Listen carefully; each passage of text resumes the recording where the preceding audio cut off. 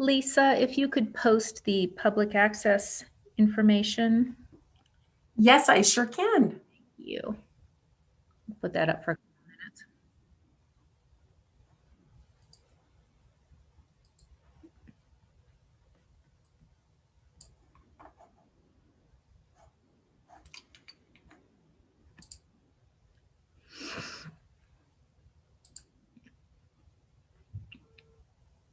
Thanks. Yes.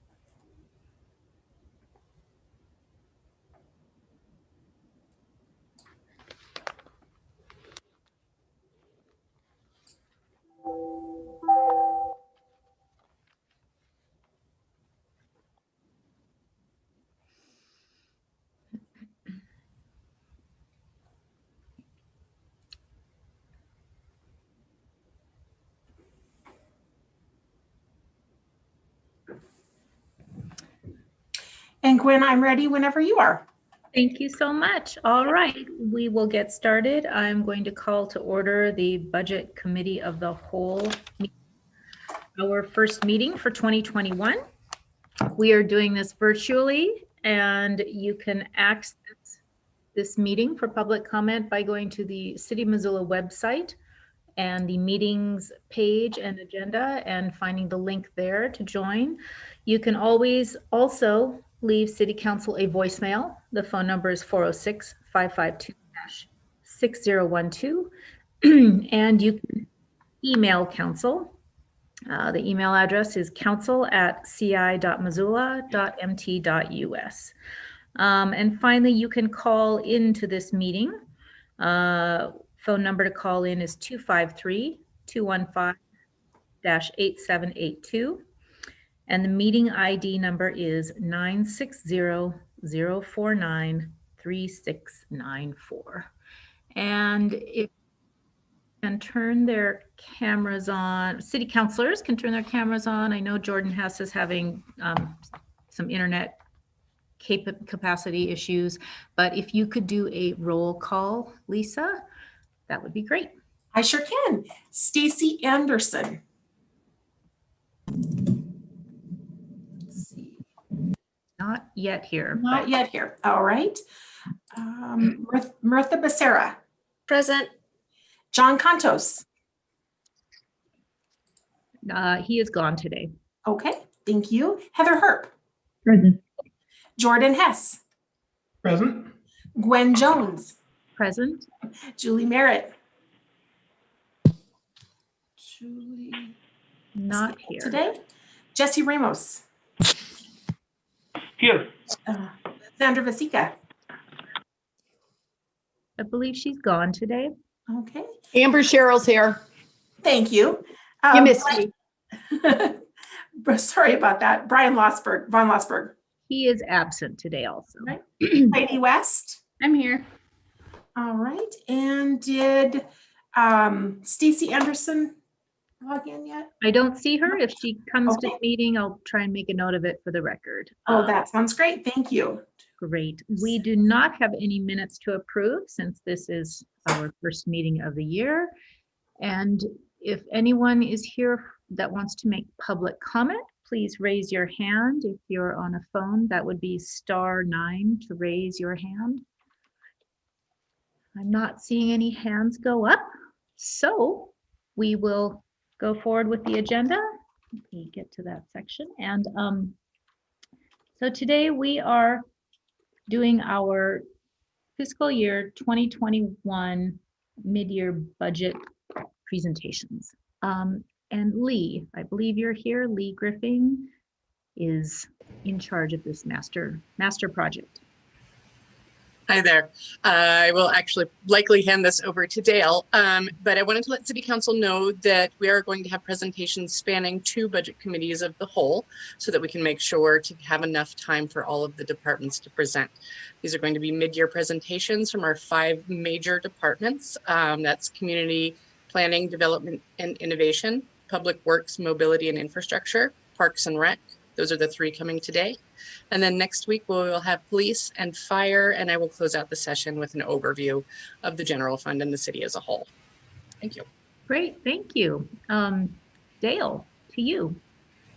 Well, thank you. I think we changed mid-year budget review a little bit this year. Well, and you haven't seen this for a couple of years because the normal time we would have done this, the pandemic started up and didn't have the opportunity to make this report. So the 3 departments you'll hear from today, you're going to hear, it's really stressing work plan and accomplishments via the city strategic plan are going to be the major parts of the presentations, all setting the stage for our FY22 budget. You'll hear about the challenges of COVID, how we overcame those, and you'll see some of the effects of COVID we've had on the budgets. Overall, we will talk about this in detail next week related to, but our departments did a fantastic job of adapting to the pandemic. The CARES Act and the ARPA that just recently passed Congress are going to be huge helps in not only helping us weather this pandemic, but setting the stage for the future. And so we have lots of great opportunities looking forward. So with that, I think I'm just going to turn it over to Aaron, who's going to kick us off with the CPDI mid-year review. Thanks, Dale. And that's the program that formerly known as the Office of Development Services. So I still find people in town connecting these. So go ahead, Aaron. Thanks for being here today. Thank you. Let me get my presentation pulled up.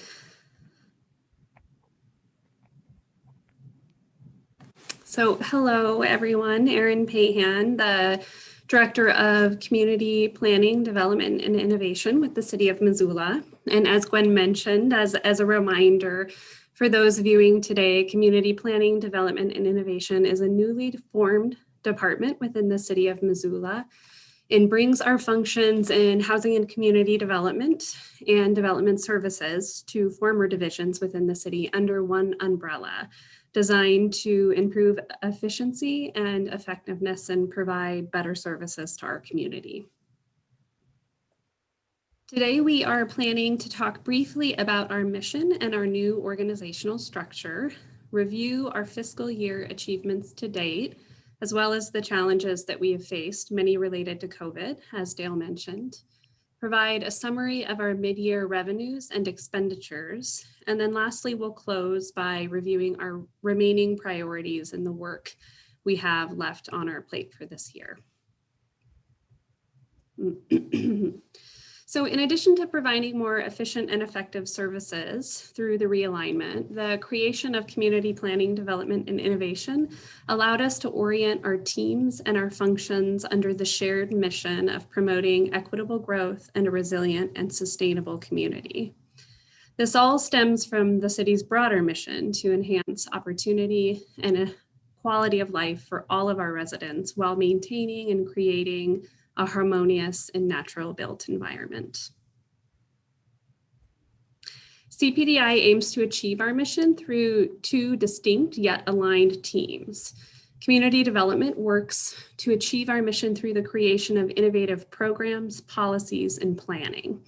These teams are comprised of community planning, which includes historic preservation and the Office of Neighborhoods, housing and homelessness, our brownfields and redevelopment work, and our energy conservation and climate action work.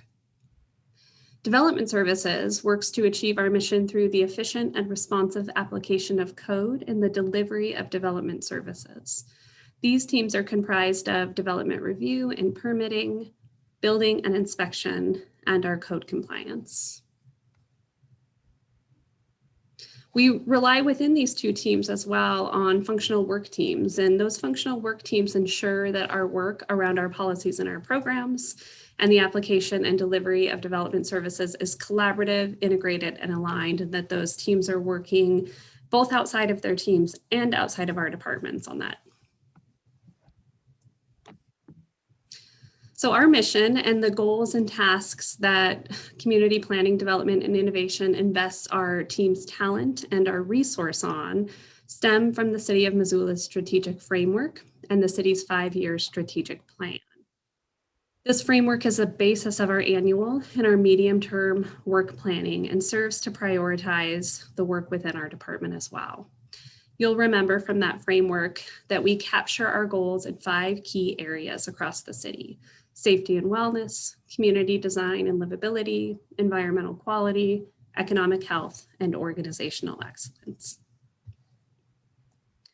In the first half of fiscal year 2021, community planning, development, and innovation has made progress on goals outlined in the City of Missoula strategic plan. We'll start by reviewing our achievements in organizational excellence. At an operational level, CPDI successfully implemented the first phase of the realignment, which we've mentioned a few times today. We also increased capacity through new organizational structures by filling several key positions within the department. One of those, of course, being the top leadership position and the director position.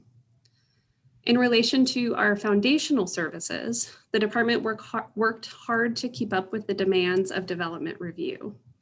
We admittedly have work to do in this area to build capacity and to streamline our process, improving our responsiveness to the development community and the timeliness of those reviews.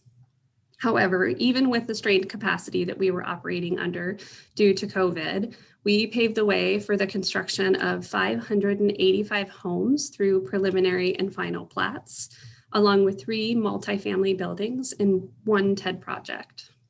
These numbers represent activity prior to January 1st. And as you know, City Council has participated in the creation of many more pathways for homes since that period of time. So we know those numbers look larger. In addition, we issued over 7,000 permits, 554 of which are for residential homes, comprised of single-family homes, townhomes, and rental homes in our community. And lastly, we awarded nearly $1 million in community-based assistance to support COVID response and recovery, emergency housing, and our homeless response system, and to rehabilitate homes in our community for everyday Missoulians. In the area of safety and wellness, we expanded the emergency winter shelter operation through a collaboration with the Poverello Center at the Johnson Street Community Center, which was formerly the South Hills Evangelical Church. We provided funding to the Missoula City County Health Department to reduce transmission of COVID and community spread amongst individuals living in shelters or outdoors.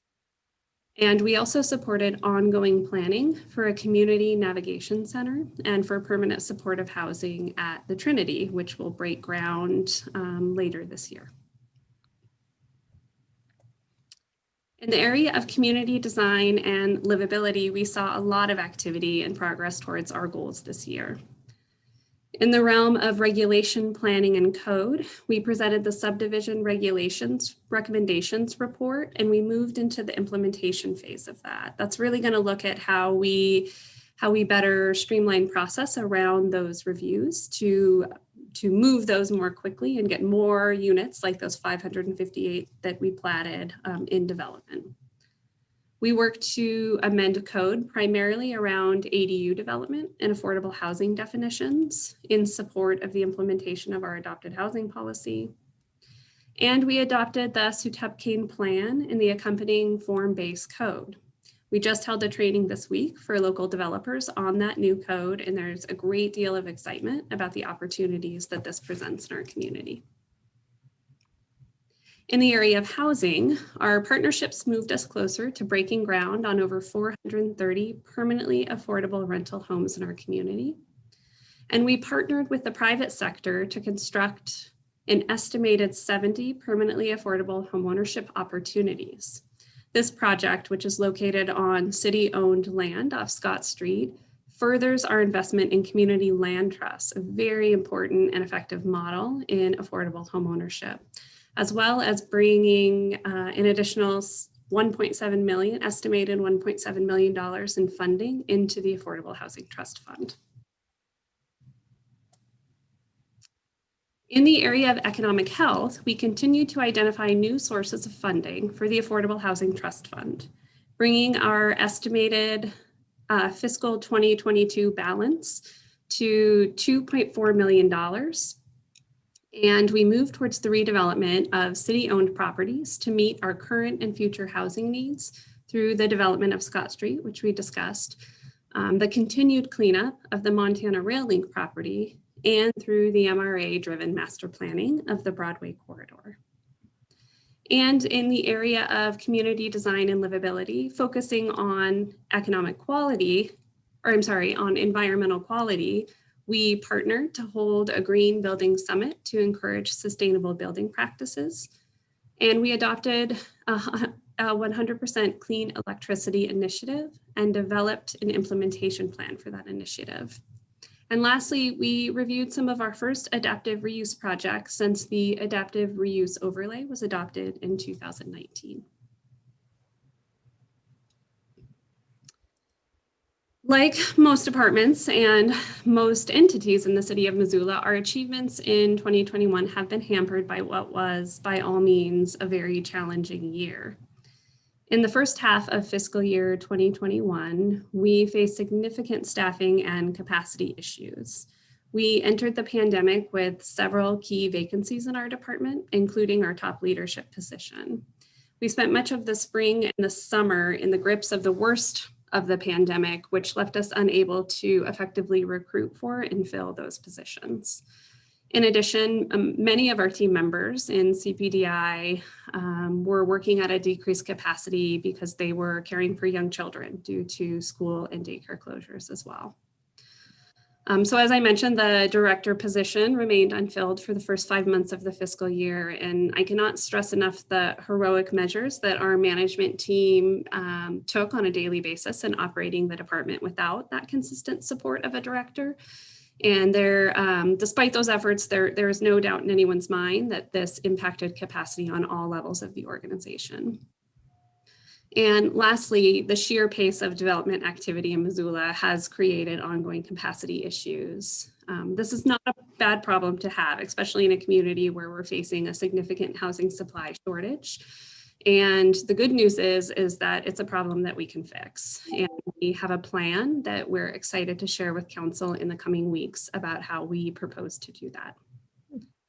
In addition to our capacity struggles, we faced growing complexity around the issues that we are charged with addressing. CPDI is charged with solving for some of the most complex social issues facing our community, including housing and homelessness, equitable growth, energy conservation and climate action, and inclusive public engagement. There is ever-growing need to align our efforts in those realms because, as we know, they're intimately connected, and to prioritize our investments as a city. And as a final note on that, we're working very hard at the city level through that strategic framework on that alignment and on that prioritization. We're also working hard at a department level, which is aided by the mission-driven realignment that places those integrated teams and solutions under one umbrella. And so with that, we will now transfer into talking a bit about our revenues and expenditures. Similar to the other presentations that you'll see today, I will share that our revenues and our expenditures at the mid-year point will provide you a full picture for our three main functions: planning, building, and housing, which was previously housing and community development. One thing to note is that the revenues displayed here do not include any general fund allocations, and both planning and housing do receive general fund assistance. However, when looking at the expenditures presented, you should note that the general fund subsidies are included in those calculations. So what you see does provide you a full picture of whether or not that function is on budget, exceeding budget, or presents savings. So we'll start with our total departmental projections. A few things to note here. You'll see that our department is exceeding our total revenue projections. That is occurring largely through permitting revenues. We do see some slight reductions in revenues from a couple of development review areas, but we anticipate that will level out as we hit our busy building season. You'll also note significant payroll savings due to those difficulties in recruitment and filling those vacancies that we talked about previously. So now we'll take a closer look at our planning and development services functions. This picture looks largely the same as our department-wide projections. Again, very small revenue variances in a few of our development review functions. You'll see some reductions there in our rezoning fees, but also some slight increases in other fees. And again, you'll see relatively large vacancy savings due to those recruitment difficulties that we discussed. We are in the process, just to note, we are in the process of contracting with development review professionals in our community that can lend some immediate capacity on those functions, helping us to clear some of that backlog as we move into the busy building season. Those contracts will be funded through that vacancy savings. So while we will access some of that resource to support that, we do still anticipate ending the year with some of those savings intact.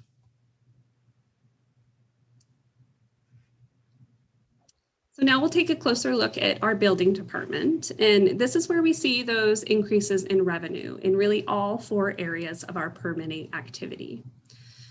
You'll also see savings in this department as well, which again accounted for several vacancies and positions that we were unable to recruit for this year. Some of those included a building inspector position, a floodplain administrator, a permits coordinator, and a few others.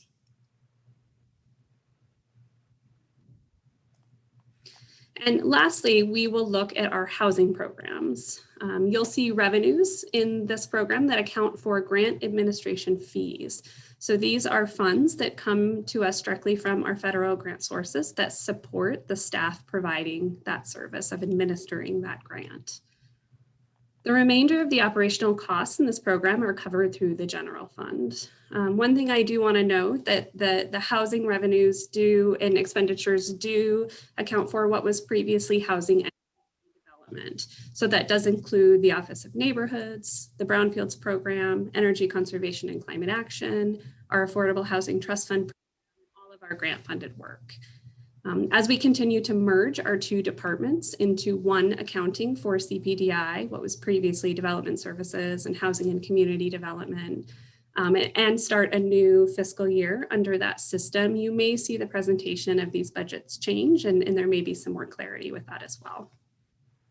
And one other thing I do want to note, you'll see that those grant pass-through funds under expenses come into the city of Missoula. And I just want to note, as we typically do with those funds, that those are largely federal grants that come to the city of Missoula, and then we then grant out to community-based organizations in our community. So while we only have a few months left of the current fiscal year, we are hard at work on our remaining priorities.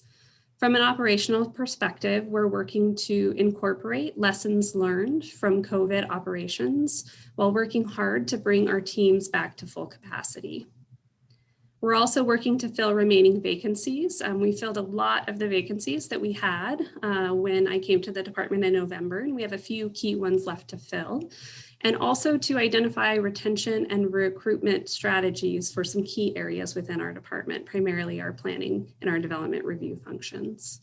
And then lastly, we have a few final phases of the realignment to complete as well.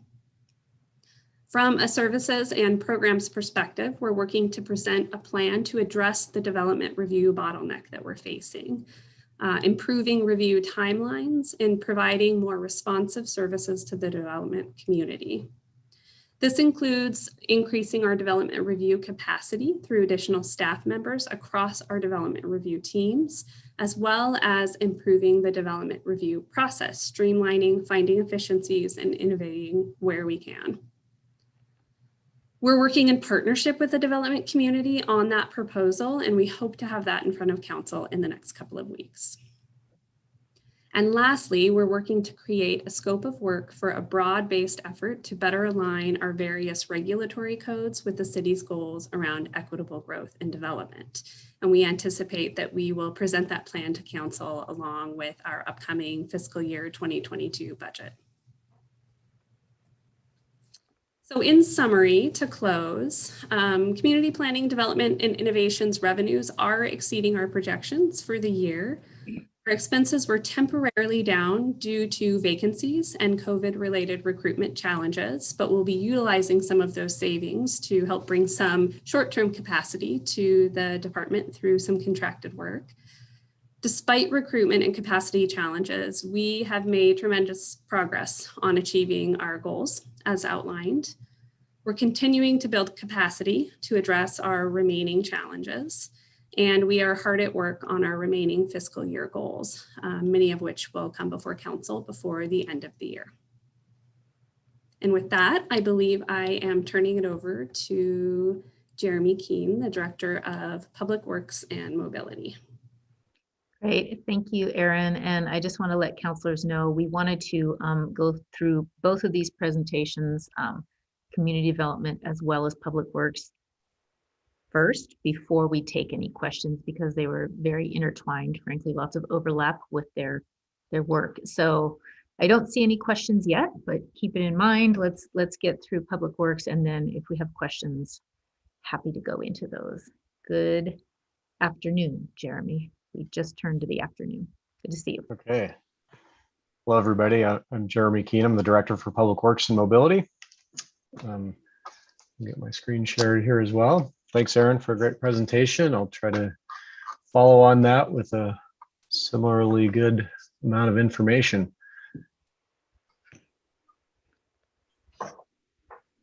Okay, so Public Works and Mobility is also was also part of the realignment with the development services. So we added mobility to our department. This added a new division that we named Infrastructure and Mobility, and it combines transportation planning and our engineering group. So we're excited to have them as part of Public Works, and that augments the different divisions that we already had, which included administration, utility operations and maintenance, street operations and maintenance, and the city cemetery.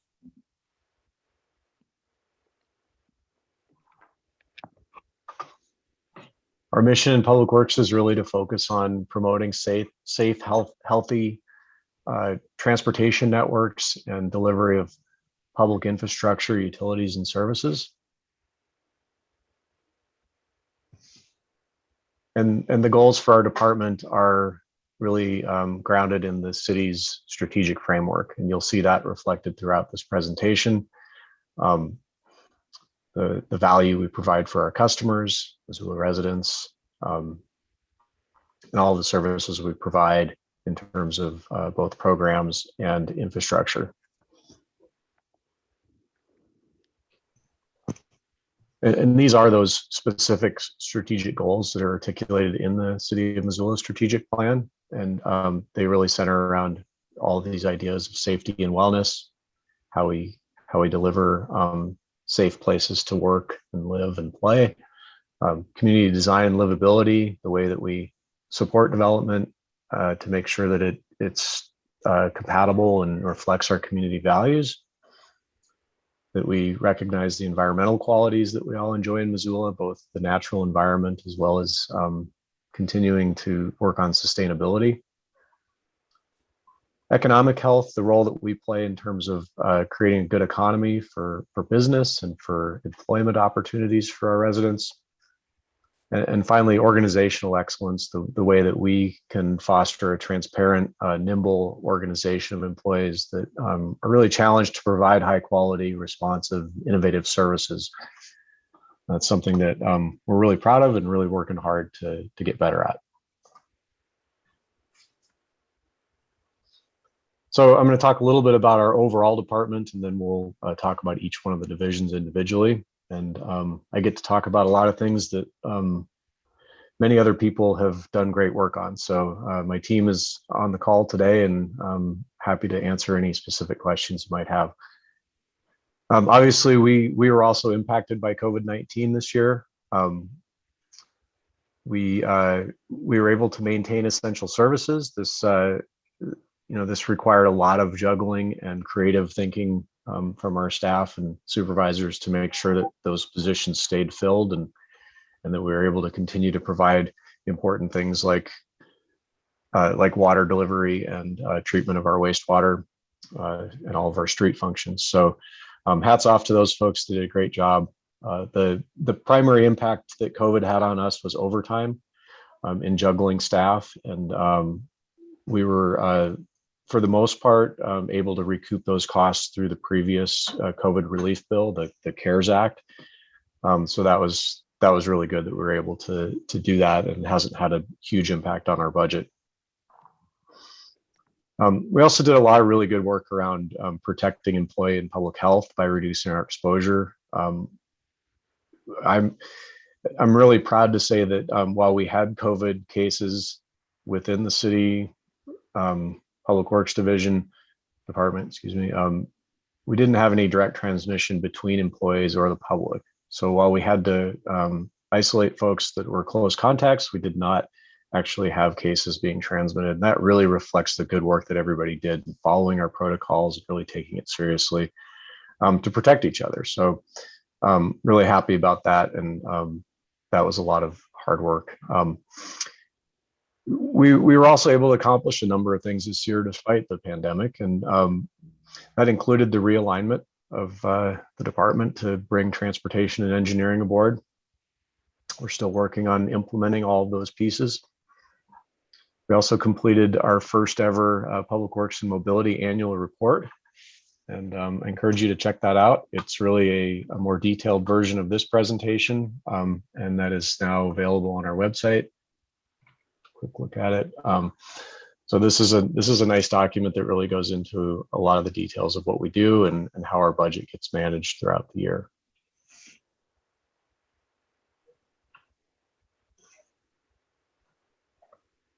We also prepared a draft public works facility plan, and we anticipate completing that in April this year.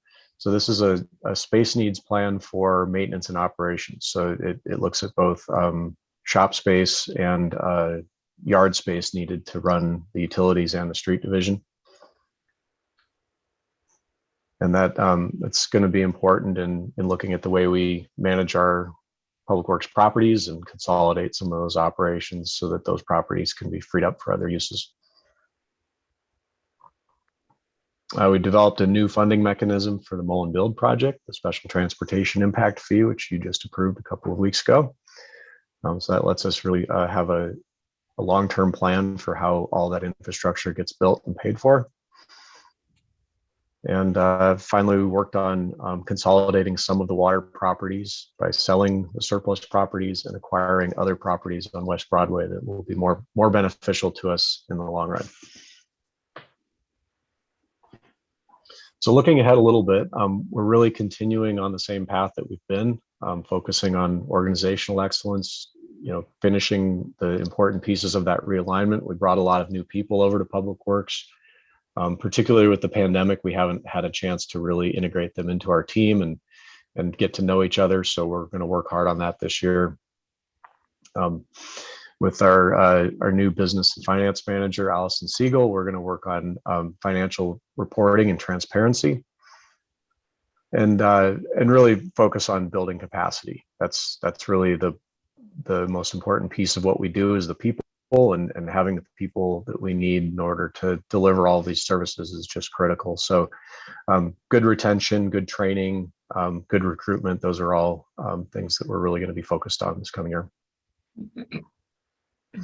We do a lot to focus on other goals that are kind of outside of Public Works, but we can have an important role in supporting housing and affordability, both through process improvement as well as working with CPDI and where we can invest strategically in infrastructure. Community health and safety, we're working on implementing our neighborhood traffic management program, which is really a focus on speed and safety in our neighborhood streets. Prioritizing our CIP investments also around safety and accessibility and multimodal mobility.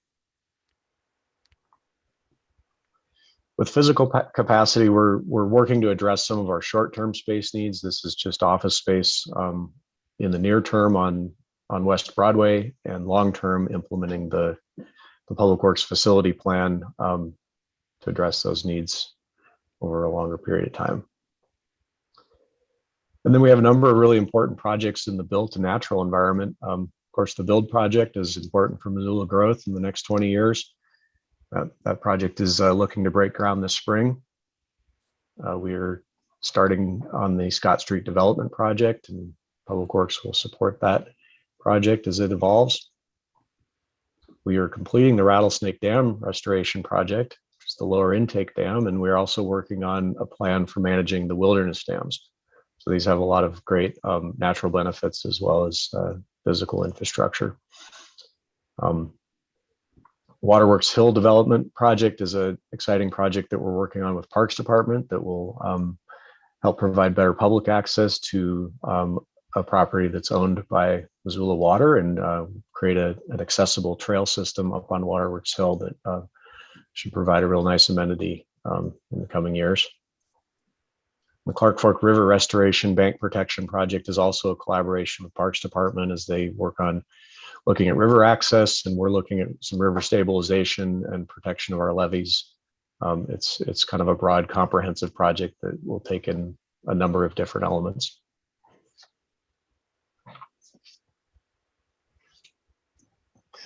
So I'll switch over to our water utility now.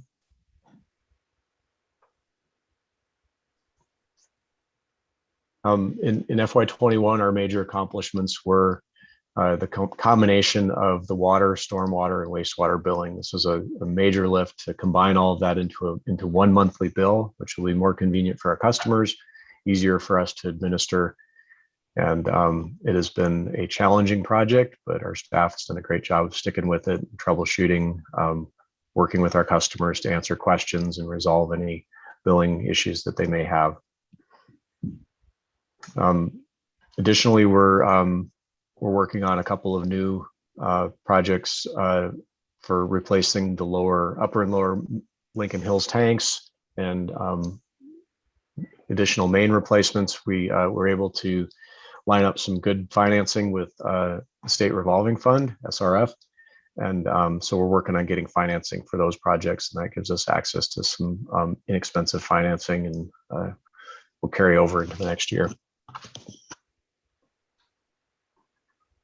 We completed a number of main replacement projects, including the South 3rd Street West project in partnership with Streets. So that is essentially a brand new street now that the water main's been replaced, and we addressed a number of storm drainage issues and pavement issues at the same time. Also completed a number of other CIP projects, including 1,700 meter replacements. We're continuing that process of replacing all of the meters with a new Neptune model that gives us the ability to automatically read those meters. And we've had very good results with those new meters, and we're excited to continue on that path. The pandemic slowed us down a little bit, but we were still able to do 1,700 meters. I think our target was 2,500, so we weren't that far off.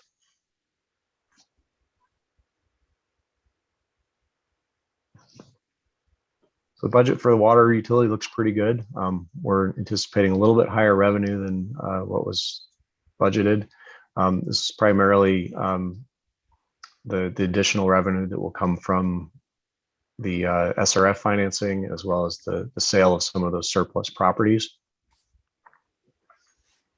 And then on the expenditure side, had a little bit higher personnel expenses this year. That was primarily pension obligations.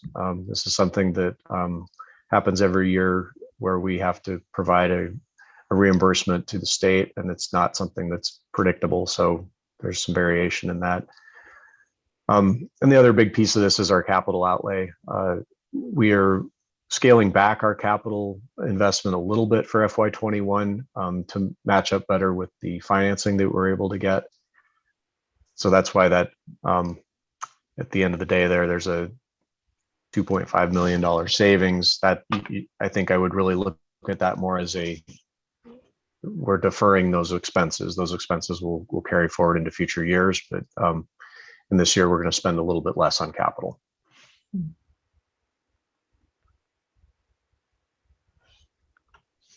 The wastewater utility, we continued all of our regular operational maintenance on our lift stations and collection systems. We made CIP investments in the West Broadway and Maple main extension. We fixed a university force main line that will help us operate the system better in the future. Finished the Reserve Street lift station, and we have engineering ready to go on the North Russell main extension and Grant Creek lift station.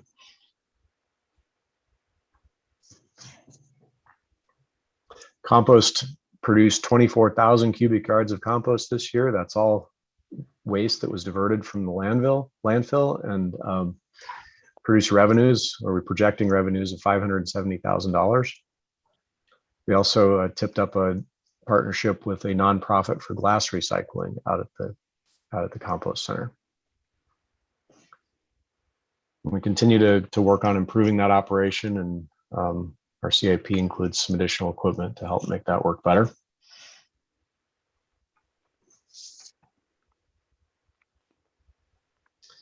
In our wastewater treatment plant, also known as the Resource Recovery Facility, our staff did a great job of working with the health department on COVID-19 community testing. This was something that we were able to sample the sewage to detect how much COVID virus was present in our community. I think that was useful information for the health department to sort of understand what was happening community-wide. And we continue to do some testing around that to understand how that correlates with the number of cases we're seeing in the community.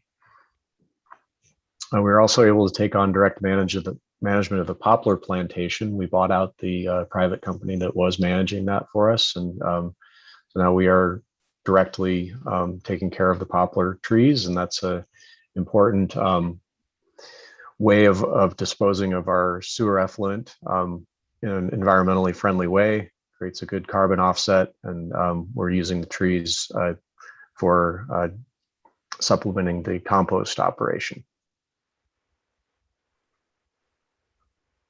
And we have some CIP items as well, continuing to upgrade and replace necessary parts of the plant.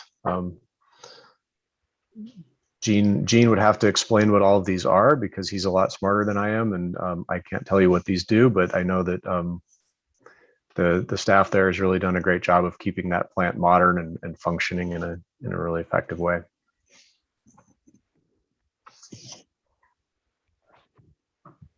So our wastewater utility budget, we also see a little bit higher revenue projection this year. That's primarily the operating transfers that come from our wastewater development fund. So this is kind of a carry forward from projects that were completed previously, that money is now coming back into our budget.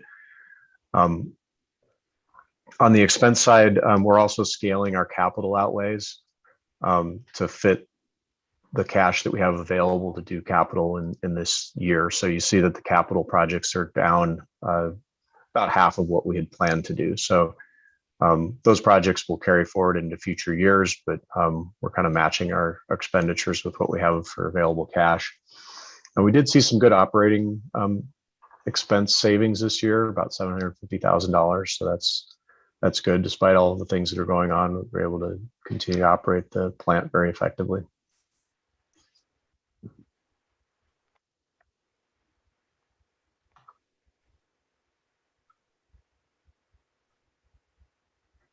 In our stormwater utility, we continue to grow this utility and build capacity. We're on track to achieve our goal of 650 dry well sumps being cleaned and maintained. We're about 53% as of mid-year, so I think we'll hit that target. We also replaced a number of dry well sumps and restored 18 other ones. All of this is really catching up with a lot of deferred maintenance that wasn't getting done prior to having a stormwater utility. So we're doing some good catch up here, getting things on a regular maintenance schedule, and also working with GIS to get all of these assets recorded and inventoried in our GIS system. So getting all those outfalls and different dry well sumps, pipes, and detention basins into the system will really help us manage that asset going forward. And on the compliance side, we still continue to work to comply with our MS4 permit, which is the state permit that we're required to have for stormwater. And in compliance with that, we stood up a new city stormwater permit for construction and post-construction water management. It's included some updates to our engineering design standards, and our construction inspections up 4,000% from last year. So what that really means is we're actually getting out there and getting those inspections done where we in the past did not have the resources to do that. So that's really important that we're in terms of compliance with our MS4 permit, and also just making sure that we have good practice out there in the field. We also hosted some training around that. We hosted training for administering and best management practices around how we take care of stormwater, particularly during construction. And we are starting to work on the levees, the levee maintenance and recertification. So we did a lot of vegetation work on levee 5, and we're continuing to work on levee 3. You've probably heard something about this. It involves removing a lot of the larger trees from the levee that are potential hazards should they fall over in a high water event and have the potential to breach that levee. By getting out there and taking care of that larger vegetation, we can allow for smaller, more native vegetation to grow on the levees, and make sure that those levees continue to work as they were designed to, and protecting what is really billions of dollars worth of property investment.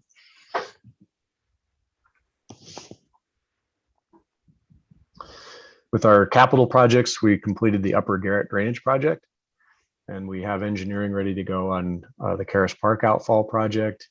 And we are working with the Army Corps of Engineers on our recertification of the Clark Fork levees. So both maintenance of those levees and doing a recertification process to make sure that they continue to qualify for the kinds of flood protection measures that the Army Corps of Engineers and FEMA require.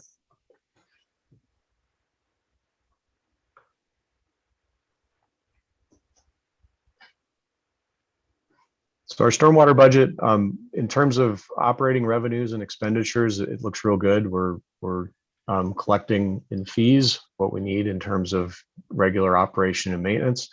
Where there's a little bit of uncertainty in this budget is around capital investments, and you can see that the loan proceeds number is a little bit lower than what was originally budgeted. And we're just looking to right size that amount of financing that we use to do capital projects. So those, you can see those two numbers match up. About 784,000 is what we expect to spend in FY21 around capital improvements. And that will help us balance out our budget there.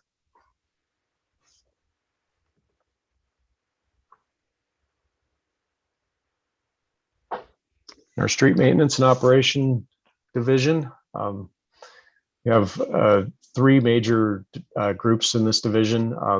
Our traffic services group, which does all of our signing and striping. They worked real closely with infrastructure and mobility to develop that neighborhood traffic management program, and they'll be instrumental in helping us implement it on the ground. Continue to have really good success with the durable pavement markings. This is thermoplastic markings for bike symbols and lane markings that typically wear off and have to be painted every year. These new markings that we're using, we're getting 5 to 7 years of life out of them, and so far they've worked really well. And then traffic services has been instrumental in helping us look at spot safety improvements, things like yellow curb marking and parking restrictions at problematic locations. In signals and comm shop, in addition to continuing to maintain all of the city traffic signals and MDT signals. Rick's shop takes care of outfitting police cars and motorcycles. We did 8 of those this year. And we also implemented a pretty creative project with the RFB crossing at West Broadway in St. Pat's. So that's the photo here. This was a case where St. Pat's came to us and said, we really are concerned about this crossing. We're right in the middle of this pandemic. We have folks going back and forth to the parking lot.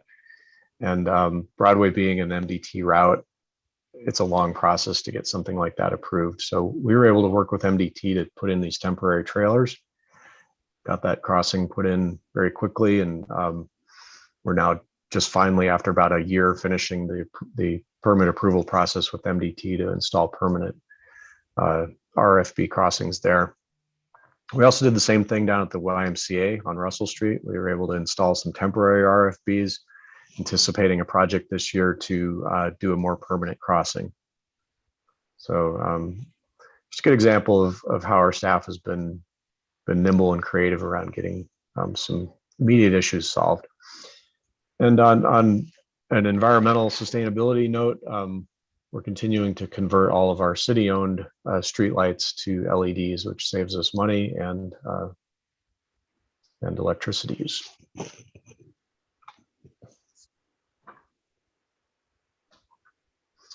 In the street operations division, we implemented our pavement management system. If you remember, we went through a big process of doing a pavement survey of all our city streets, and this will give us a way of really understanding where we need to prioritize maintenance work.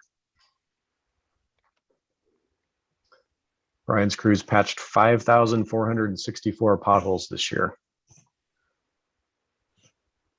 They're always really good at getting out there and being responsive on those pothole needs.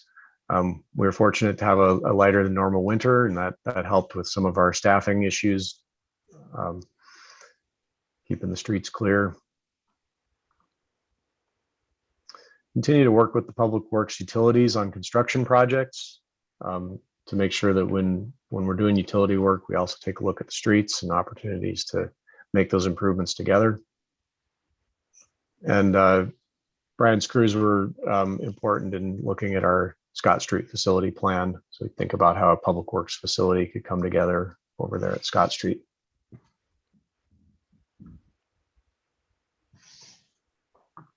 Street budget looks really good. We're projecting about 99% of revenue and a little bit of savings on the personnel and operating side. Streets budget is primarily our road district special revenue fund, but we also get gas tax money, and we do special projects for the MDT through our state maintenance contract and other special arrangements that they make where we essentially perform the work and we're paid to do that work by MDT. So that's a great arrangement. Brian does a great job of making those projects work well within the framework of other city street work that needs to happen.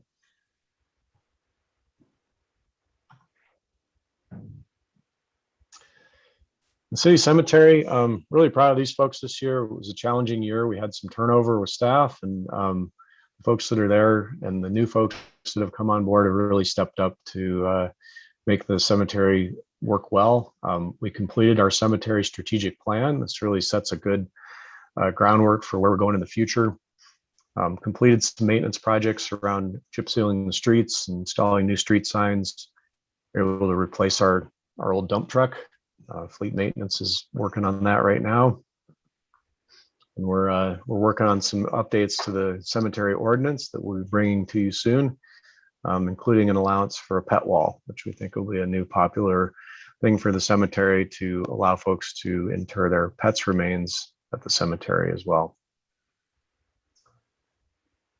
We're also really thinking about how the cemetery is part of the community and functions as green space and open space. And so working on outreach to help promote the cemetery, to let people know it's there and that it's a public facility, and inviting them to come and visit.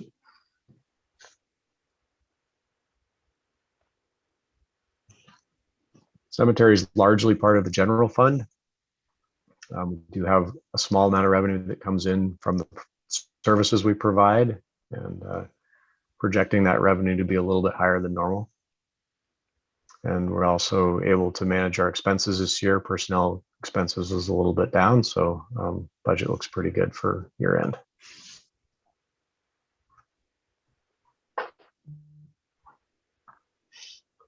So our new infrastructure and mobility division, this is a combination of planning and engineering. So kind of a unique setup to have planning and engineering together so that they can work on both planning and funding projects, as well as design development and ultimately engineering and construction as a combined team.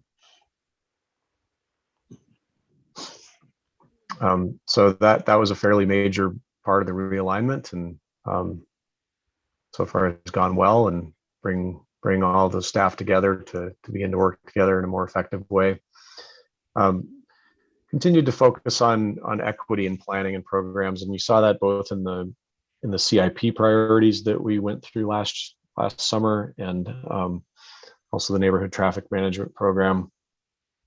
Really looking at how our different plans, policies, and programs can work together to produce good results for safety and equity in our community. And of course, all of that was affected by COVID and had to be adjusted as we went along.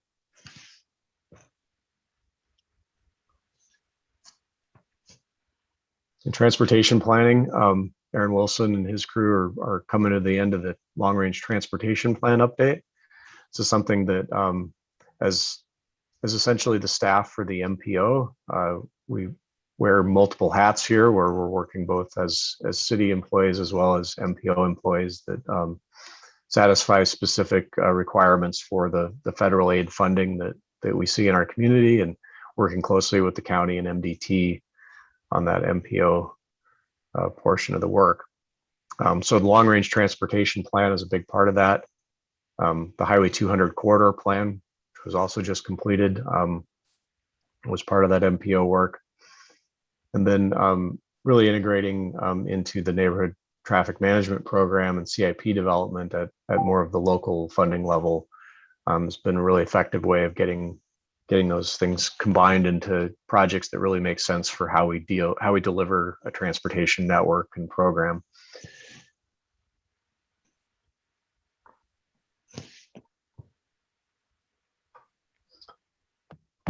Aaron's group was also really instrumental in helping us get the pavement management system completed, pavement condition report or assessment report. Give us some good database tools to how we manage our street maintenance. So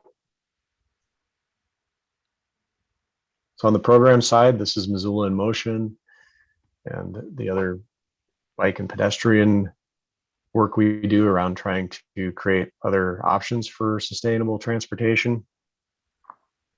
Things like the commuter challenge, shifting a focus to telecommuting while still being able to engage employers in different transportation options. Really looking at how we can individualize marketing of those kinds of programs and services and opportunities to reach new Missoulians. So really doing kind of a business focused or individual focused approach. Creating some nice new marketing materials with things like videos to highlight new infrastructure and new programs.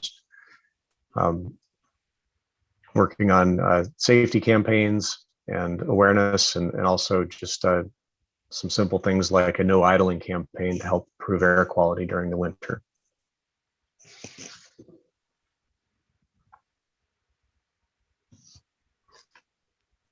So as I said before, the transportation planning group is largely funded through federal funds and the MPO. So the majority of the funding comes there, but there are some general fund contributions that also come in around the bike pedestrian program and Missoula in Motion. So those funds are relatively stable, and seeing a projection for being right on target there. And the personnel and operating expenses had some savings there, and so that budget is also looking like it's right on target.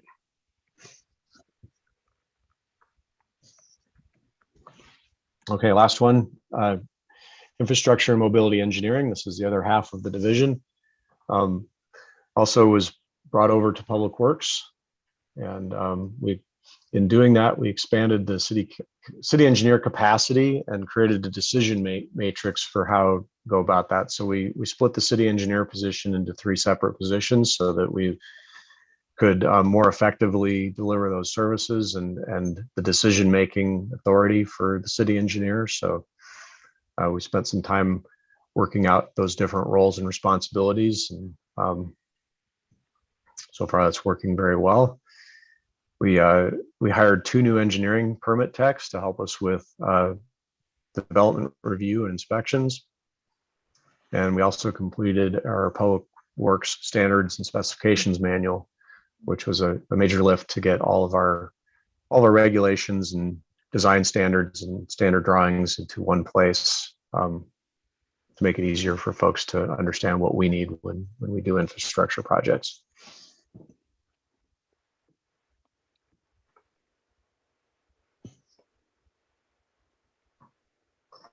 With capital improvement projects, we're completing the engineering on the Mullen Build project. We have engineering done for the Mullen and Chuckwagon project, and we are continuing to work on engineering for the South Avenue improvement project. Also completed a feasibility study for the Madison Spruce Railroad Quiet Zone. So this is a look at how we can deal with some of the train noise, as well as some safety issues around that intersection. And we've got a number of projects in the queue for engineering that will be CIP projects in the following fiscal year. So these are all CIP priorities in the FY21 budget. A lot of complete street improvements. West Side Mobility Project includes a number of streets and sidewalk projects in the West Side neighborhood. Eaton Street is an important one in a neighborhood that's seeing a lot of development pressure. Turner, Warden, North Fifth is over on the north side there. Helps us complete the collector street network that runs through that neighborhood. And Cemetery Road, running along the edge of the railroad, just south of the cemetery there, is another project that we've done some initial engineering for to look at how that road could be improved for safety. I mentioned the Waterworks Hill project before, so that's an exciting one we're working on with the Parks Department.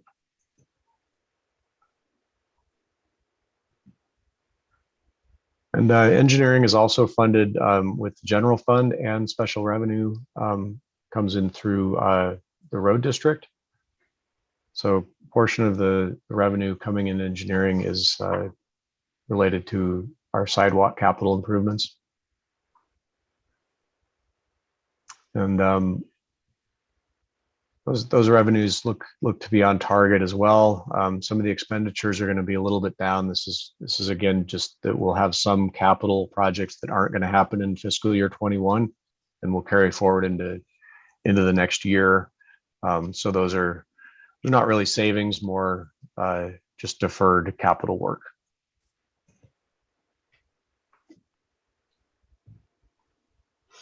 So some of our remaining priorities for the year, we're still working to secure the financing for our stormwater CIP projects.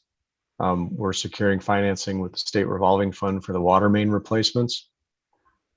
And we'll be looking at some new engineering FTEs for development review, along with the process that Aaron described for CPDI in terms of building some additional capacity to help be more responsive to development.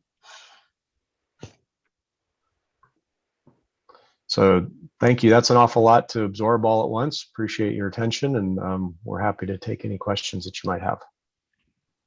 Great, thank you. Thank you so much, Aaron and Jeremy. Housekeeping first, Mr. Ramos left at 12 o'clock. Ms. Anderson joined the meeting at about 12:20.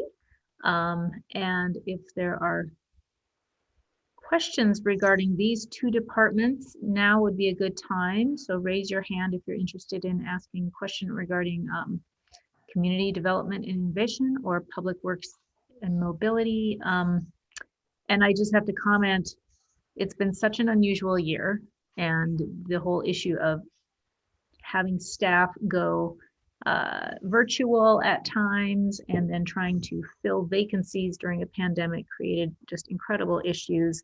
But nonetheless, it's amazing the amount of accomplishment that both of these departments have done this year too. And we don't really see it on a day-to-day basis in council. We see different projects that come to us for various different reasons, but it is amazing to see the big laundry list of what all did get done during the last 12 months during very challenging times.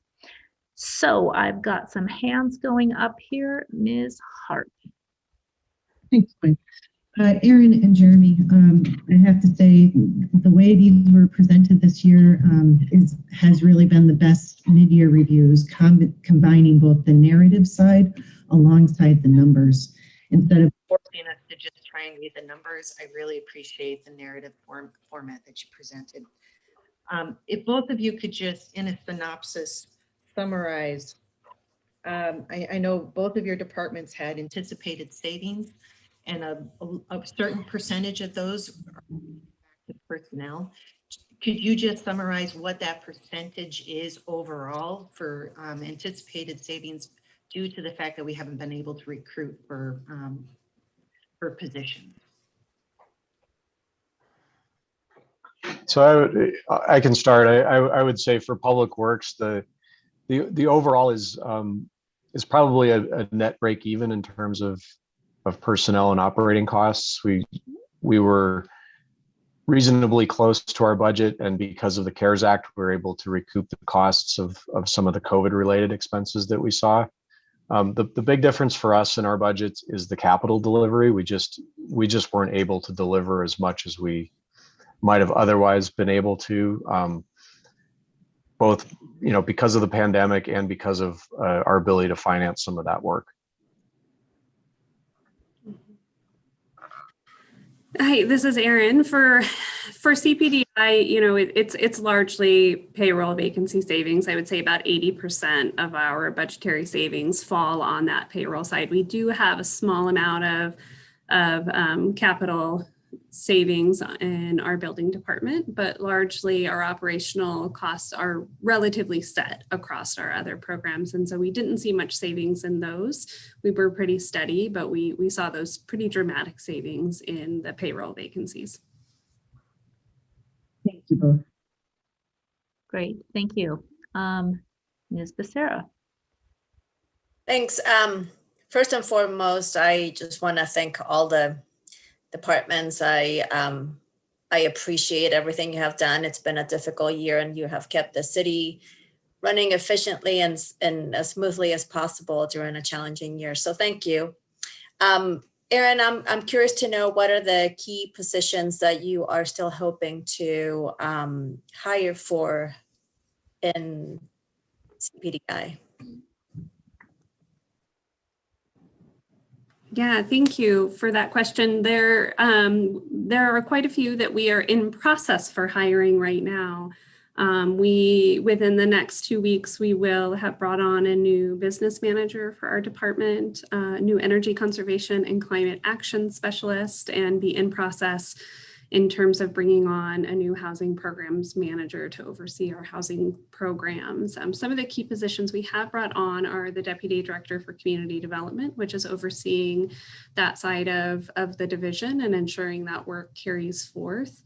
In some planning positions as well. We do still have, recently a permits coordinator as well. We do still have a key position that we are currently in recruitment for the Deputy Director of Development Services to oversee that application and delivery of service, application of code and development review on that side of the department. That is a very key hire for our division and helping us achieve our goals there. And we are just entering into that recruitment process again. The first recruitment process We had some phenomenal candidates, but ultimately COVID played a very large factor in us being able to entice someone to move to our community in the midst of the pandemic. And so now that we're coming a little bit closer to folks being willing to make a move like that, we're feeling much more optimistic. Thank you. Thank you. And Erin, actually, to follow up on that, you had also mentioned retention and retainment, which is that the same thing? And what could you speak to that a little bit? I just know development services has had some flux for the last few years, and it's I think ship's pointing in the right direction. But could you speak to the retention? Yeah, so we're working hard on a recruitment and retention plan for our department, aided by our new human resource director, Angela Simonson, who brings a lot of creativity and kind of a fresh perspective to this work. We primarily are struggling in our development review functions and in our planner positions. And the reality is that development is just moving at a breakneck pace, and the private sector is scooping up those brilliant planners just as quickly as we are attempting to do the same. And so we are looking at recruitment, how we can be more competitive from a recruitment perspective, knowing that that a lot of folks will be attracted to the mission of the department and the civic side of the work that we're doing, but then also how do we provide really robust career ladders and training and opportunities so that we can retain those planners as well, and they can continue to serve our department and promote our mission. And so we have a lot of ideas, and I do want to point out, this is not a local problem for us, that I have been talking with a lot of my counterparts in the region and nationwide, and we really are experiencing a planner shortage. And part of that is because development isn't just moving at a rapid pace in Missoula, Montana, it is moving at a rapid pace across the nation. And so this isn't unique to us. And the good news about that is that there are a lot of people working on solutions that we can learn from. Great. Thanks so much for that.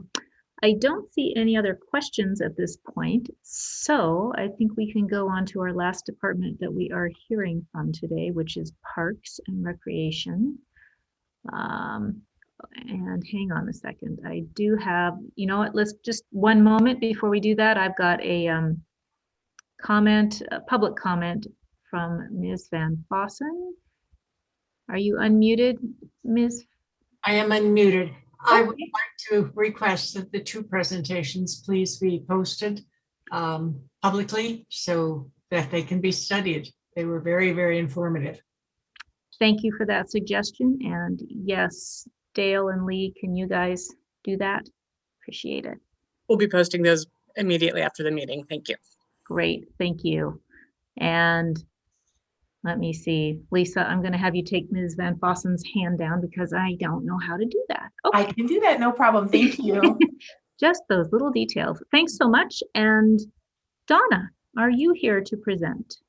There you are. Lovely. Good afternoon. Good afternoon, everyone. My name is Donna Gockler, Director of Parks and Recreation. I've been in this position now since 2002, and I am actually going to tag team our presentation with Ryan Applegate. Ryan oversees all of our business operations, internal and external customer service operations, and has prepared much of this budget presentation. So I want to give some credit where credit is due. I'll be touching on the narrative predominantly here at the beginning. I'm going to have Ryan run us through some of the numbers, and then I will come back on and close with you. In the meantime, I'll be running the slideshow for Ryan, and I'll just keep pace with him as he goes. We've had a wild and crazy year.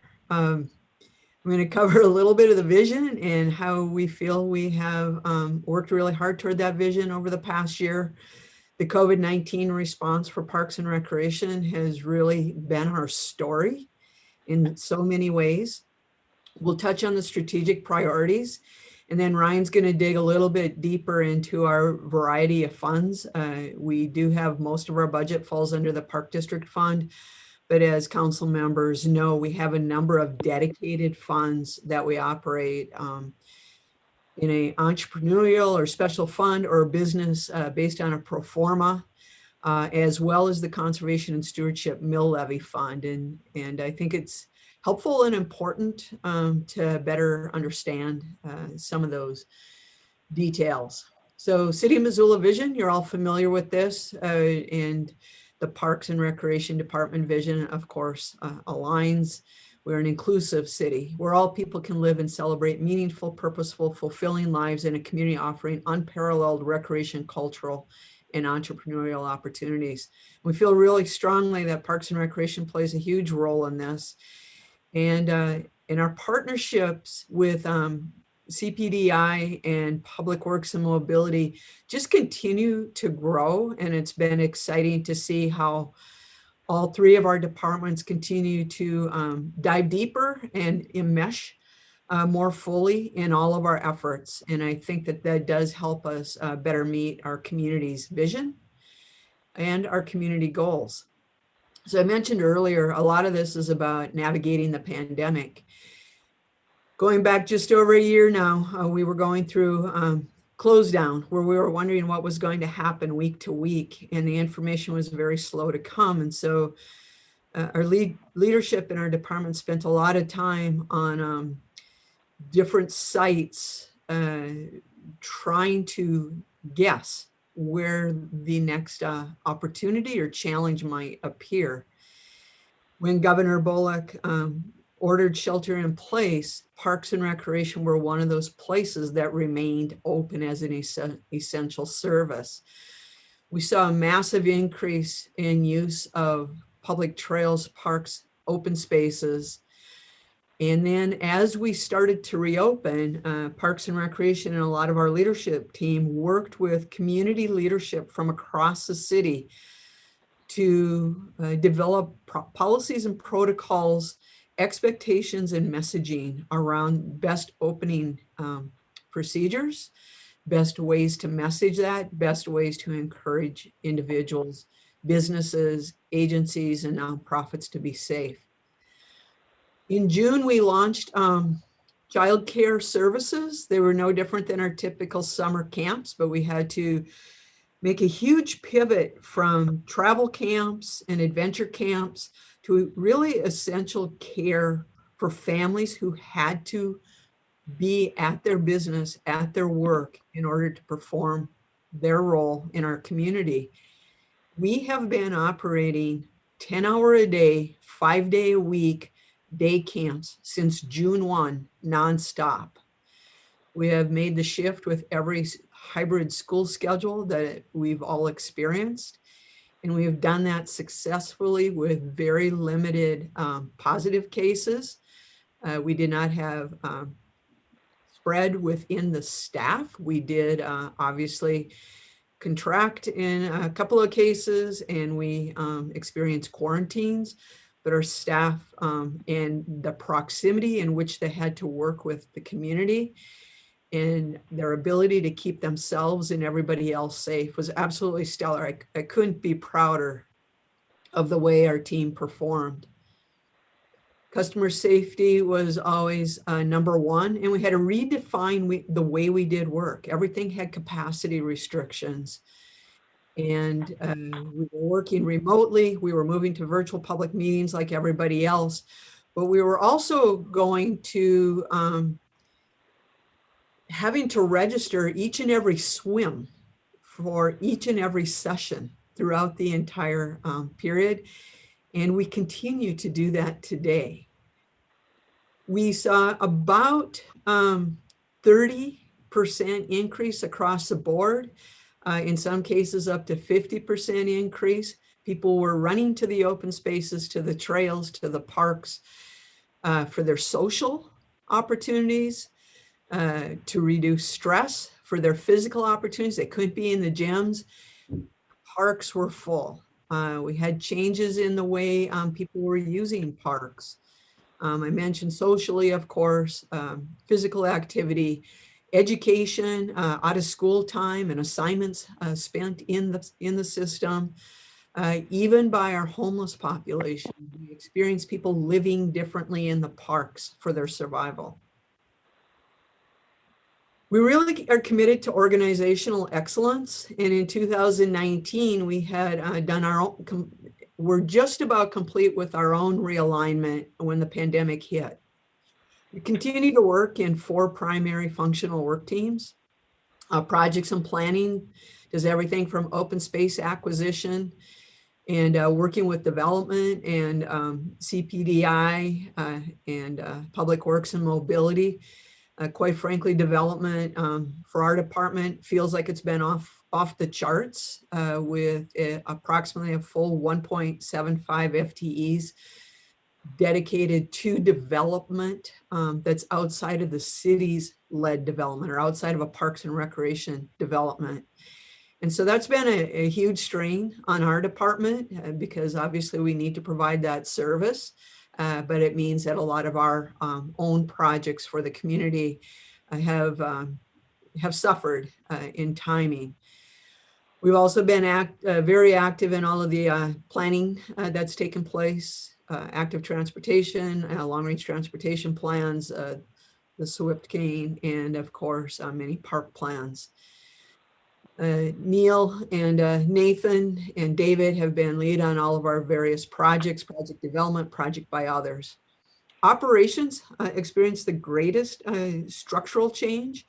We went from 3 different units, developed parks, urban forestry, and trails, and conservation lands. We moved that into 2. We are now developed parks and trails and ecosystem services, including urban forestry. We feel this aligns, especially ecosystem services and forestry, aligns really well with the way Public Works has realigned themselves, particularly in utilities, but also in right-of-ways.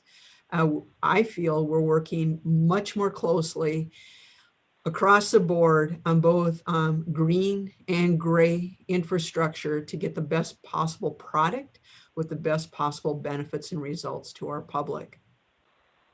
With developed parks and trails, we feel like we were able to achieve some efficiencies by reducing travel time, taking advantage of some of the greatest skills in our department. We were able to add, we didn't actually add a position. We exchanged an existing position, if you will, for another manager. And we have hired Lincoln Lake. He has immense expertise in turf and irrigation systems, which is huge with Fort Missoula Regional Park and the incredible use we see on those kinds of facilities. Recreation, absolute heroes. Managing swimming pools with day-to-day registration and programming. And if you think about it, in both recreation and operations, we have a huge number of intermittent employees between the ages of 15 and 25, often living in shared housing. And they did an amazing job of keeping themselves and their customers safe. We did some restructuring in recreation. So now we have most of our programs under Meg Witcher, most of our facility management under Spencer McCorkle. Aquatics continues to be under Eric Seagrave, and then Shirley oversees all of that. Now we'll touch a little bit more on some of those particular recreation programs, but those day-long day camps were full. And in fact, we just had registration for summer programs. And if we had the capacity, we would be able to come probably double the number of people served. So that gives you an idea, the demand for program services. And then our business team, again, knocked it out of the park with the unbelievable and continual, sometimes every week to 2 weeks, we were transitioning to some new mode of registration, communication, some change related to the pandemic, either closing down and going into it, or through the spikes, or coming out of it, and always working very, very closely with the health department and all of the partners. City priorities around safety and wellness, there's so many. I'm just going to select a handful. The Lowell Neighborhood Center and our efforts at Westside Park. So in the midst of a pandemic, we're still out there fundraising. We're still bringing program services. We have over 100 kids involved in these in programs at Lowell on a near daily basis.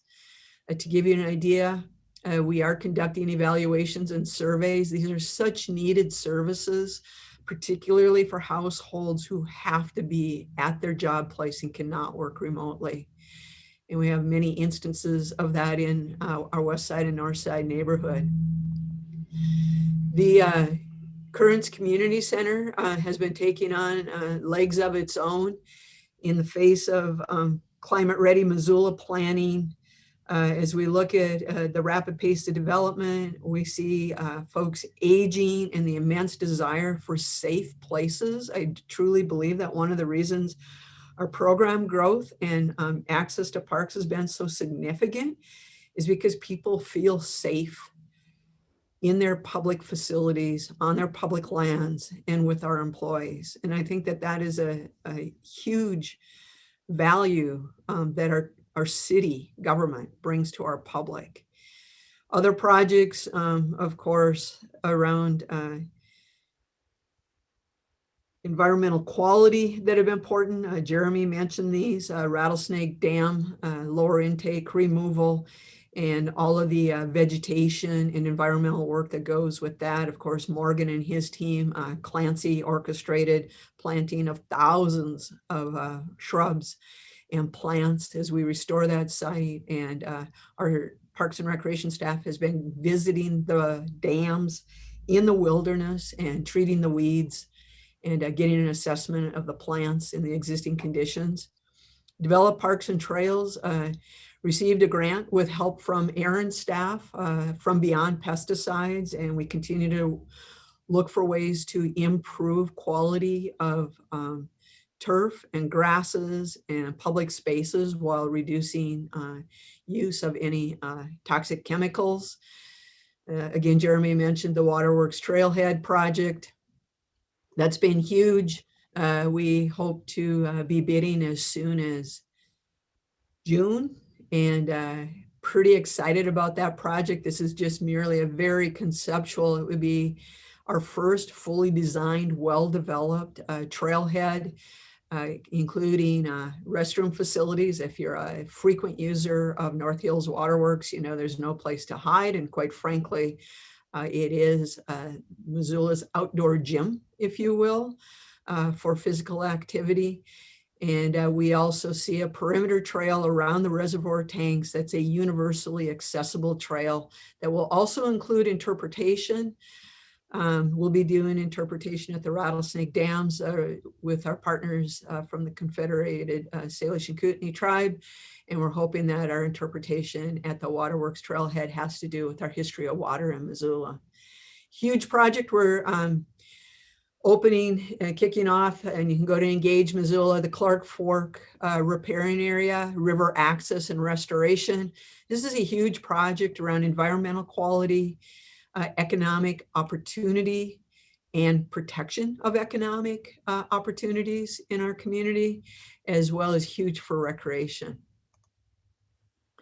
Spent a lot of our work, more than ever before, has really been through the lens of equity. I feel like we've done equality really well for a long time at Parks and Recreation, but the pandemic has really shone a light on our challenges around equity. And so we are working, of course, with the Learn audit and regular communications. We're working with a city and county consortium of government, organizations, nonprofits, businesses from every background on equity. And then of course, the National League of Cities, Cities of Opportunities. The master planning I had mentioned, downtown riverfront parks planning, and we're beginning implementation, again, working with public works, utilities on the stormwater infiltration gallery and our opportunity to if you will, be successful at achieving many goals with one. Some of our biggest challenges and opportunities have been around maintaining existing park infrastructure. I mentioned the Clark Fork project. A lot of efforts with reforestation and trees, working with Trees for Missoula. We are still without an urban forester and have been without one for way too long now. We went through the moratorium and we've gone through a couple recruitments. Same scenario as Aaron has described. There's a relative shortage of urban foresters, and moving during a pandemic and finding housing is not an easy thing to achieve. Open space acquisitions have proceeded in a positive way and been well received. I don't think we can give folks enough trails to hike on, quite frankly. Some of our trails, particularly and very anecdotally, walking over the holidays, for example, on New Year's Day, I likened it to being downtown on a First Friday art walk or being on the Highline Trail in Glacier in mid-July. It really has been that busy. I'm going to turn it over to Ryan here in just a second, getting him ready. But we work under multiple different funds. Our primary is the Park District #1. It includes most of our operating funds and a majority of the services and benefits that the public receives through Parks and Recreation. It does include a transfer in from the general fund, which Ryan will describe in numbers. And we also use those funds for a small part of the aquatics, part for Fort Missoula operations and maintenance. Obviously, we don't charge people to walk the fort, yet another place if you've been visiting there.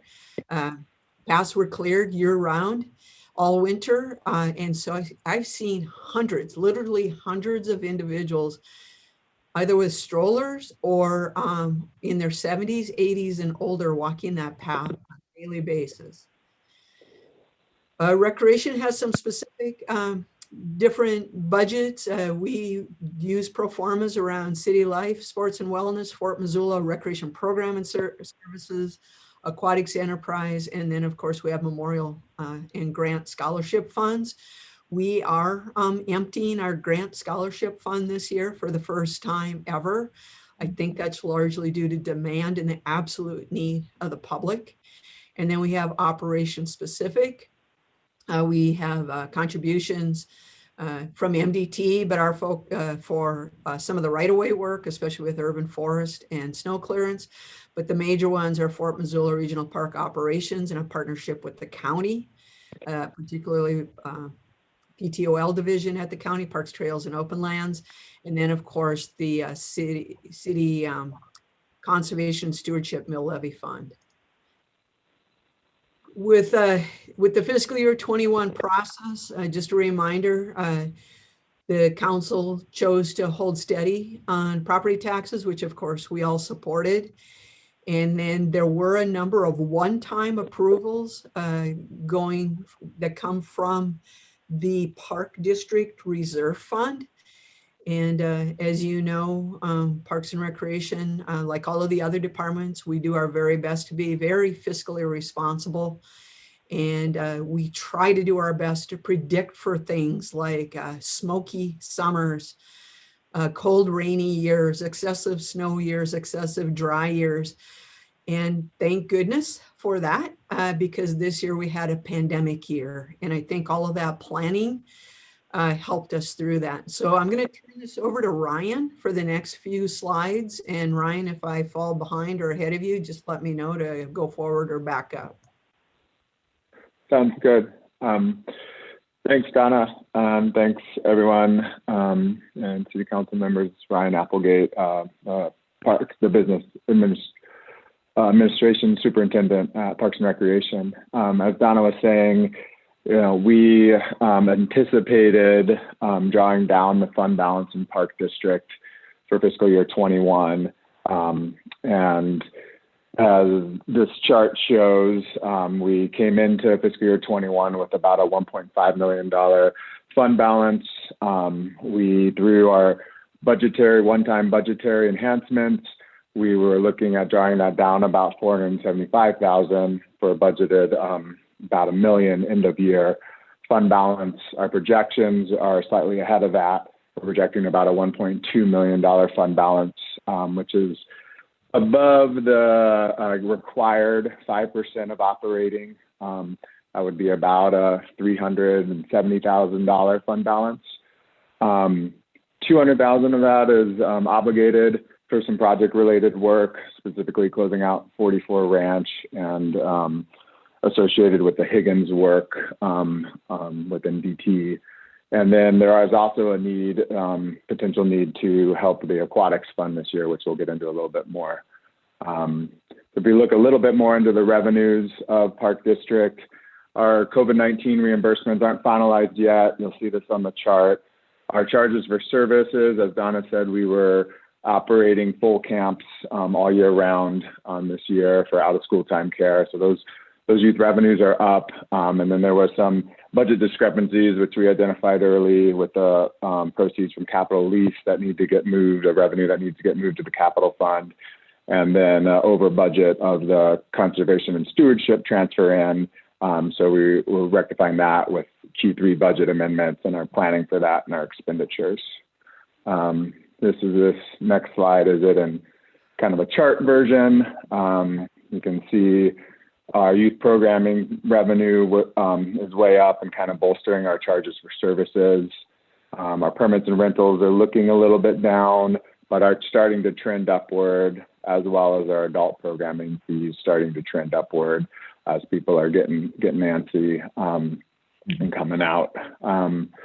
Then, so our revenue is a little bit below budgeted. That was identified early on the two areas from the other financing sources, and we were able to look at that in our expenses, which is on the next slide. About, as we saw in our Park District balance, we are projected at a negative 475, and our balance, we're going to end in the year at about a negative 295, keeping that $1.2 million balance. And those expenses were from the enhancements funded, and there was a budget amendment that went through for intermittent salaries to rectify that.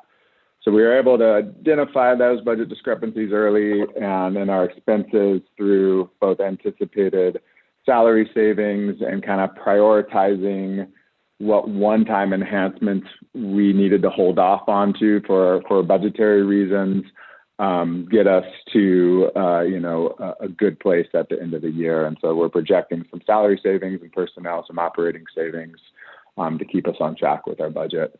So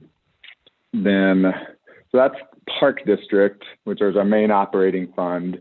I also wanted to take time to talk about how the Memorial Fund played in, especially with recreation, and then go into Fort Missoula Regional Park Program Services Fund, and the Aquatics Fund, and then we have a Small City Life gym fund that we operate as well. These funds are our recreational term, and we have to talk about, we received 2 large grants for childcares from June through December of calendar year 2020. As Donna mentioned before, we had 137 kids average per day, opened up new sites, propped up the base camp at the library, which we're continuing to offer services at MCPS school sites as well. This grant also helped lower tuition for parents. We were able to lower those and provide some of our services at a lower price, and that really kind of opened the door too for additional people coming into our programs, and has really been moving forward into an additional driver of the need for our scholarship fund. And so we're working to see and addressing that equity in our program services as we move forward. The 1219 are the Recreation Program Services Fund out at Fort Missoula. We saw revenue and related expenses significantly reduced to COVID when we weren't providing services out there. We did see some bright spots. There was an increased use of the artificial turf. We'll see that in our numbers. And our estimated fund balances in these funds, we're continuing to grow our enterprise fund, which we use to help make capital improvements in association with our user groups out there. And then we also have an operational fund balance. We kind of separate those two out, and we see that on the chart that's coming up next. You can see our concessions were down without offering programs or having users offer programs as well. Our rental fees are starting to trend up, and our enterprise funds are actually up a little bit. That's due to that artificial turf use being, and we move a lot of funding or a lot of the fees from artificial turf use into our enterprise, because we know in 25 years or less we'll have to replace the artificial turf. And so we're trying to build that fund balance and have that be part of the solution for those capital needs. So in our aquatics, Donna may want to talk to this a little bit, but it's been a real,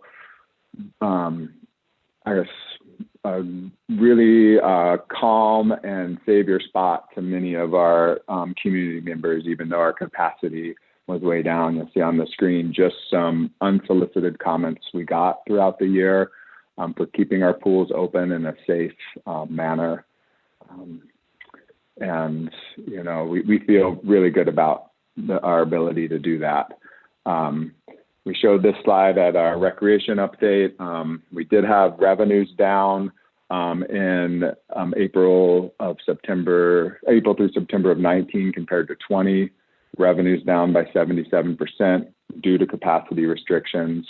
We've done our best through salary savings and operational savings to lower our expenses, but we are having a need to address a shortfall in aquatics covered via right now by that Park District fund balance that we showed earlier in the slide. This is again, a revenue decreased. We had personnel and operational savings in aquatics, and that deficit right now being addressed by Park District fund balance. And so there's a review of our aquatics fund by the numbers. Again, revenue is low, keeping expenses as low as possible while creating safe and continuing services for safe and healthy options for our community to recreate in. So those are our kind of recreation-specific funds, including the Fort Missoula Regional Park, aquatics. The city life is a little bit smaller. We don't show it here, but that actually had some upticks in reservations with people looking for safe indoor spaces over the winter to recreate. And so that is a break-even fund as well. Our operations specific funds, this covers the developed parks and trails and ecosystem services. And when we look at that, we're looking at providing a services, and you can see we go Conservation Lands and Stewardship Fund. Our main operating fund is the Park District. There's a small transfer for operating expenses into the Park District from the Conservation Lands and Stewardship Fund. We do code salaries directly to the Conservation Land and Stewardship Fund, and we are growing a restricted fund balance in that fund to address capital needs throughout the open space system. And then we have a county and city partnership for the operations fund at Fort Missoula Regional Park.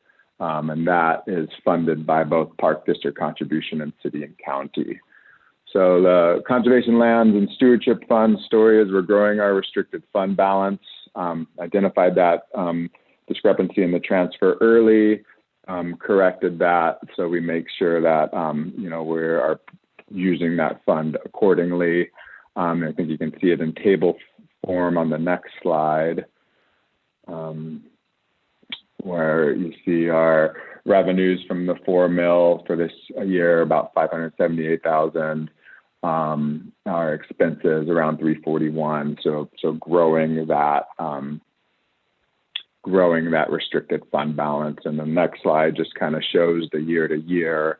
In fiscal year 20, the green portion, our 32% saved for that recovery and acquisition balance. And again, in fiscal year 21, 28% growing that fund balance to about 350,000. So that's kind of how the Conservation and Land Management Fund plays into the Park District and how we're using that. And then the 1221, it's the city and county partnership. A main thing that we're doing here is growing fund balance for planned cyclical maintenance items.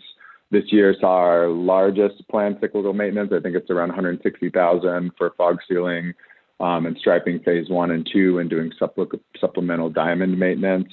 But as we, do the day-to-day operations and look forward to the maintenance needs to keep this park a premier facility, that's what this fund is all about. And you can see that in table form here on the next slide, where we have our operating transfers from Park District and from the county to make up our funding for that, and then our personnel and operating for the fund, and then the balance of it carries forward to grow that balance to around 600,000 for cyclical needs. So those are hopefully a decently clear explanation of our funds and how we use them and how we manage them. I'll turn back over to Donna for kind of the closing. Thanks, Ryan. Just about done. I wanted to wrap up and again thank council for all of your time. I want to thank Ryan for all his work with finance on the details of a pretty complex budget that has a good mix of revenue and fee for services that is discretionary. It's not mandated fees. People are paying for programs and services that they desire.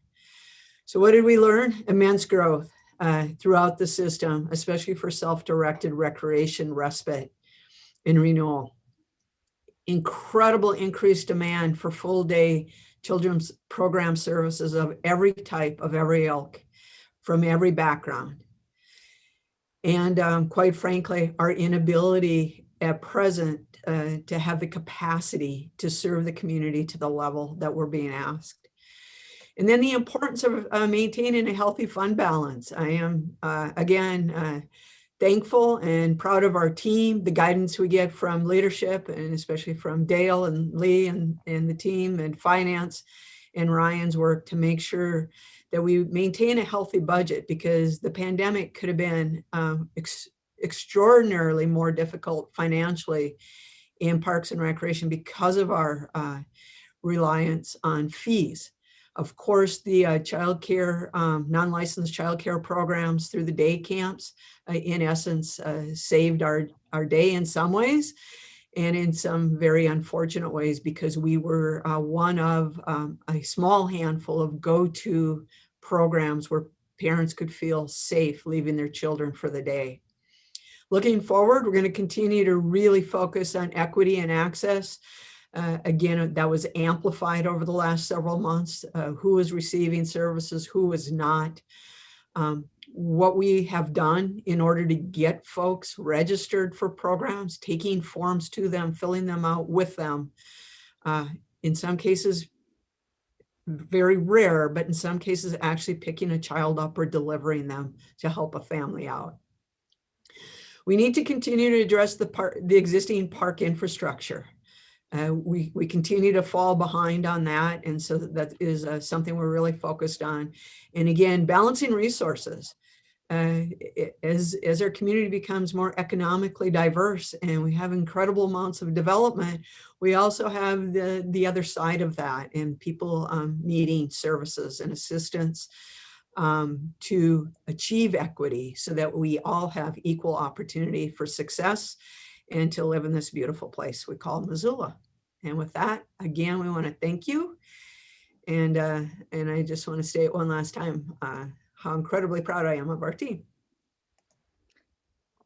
Great. Thank you, Donna and Ryan. A ton of great information, and what a story. I think this department, the pivoting that you had to do this year was incredible, and lots of financial challenges and capacity challenges and restrictive challenges on how to get these things done. So thanks for sharing all of the information today. I have a question from Heather. Thanks. Donna, would you be so kind to put back up on the screen the summary page there at the very end of your presentation?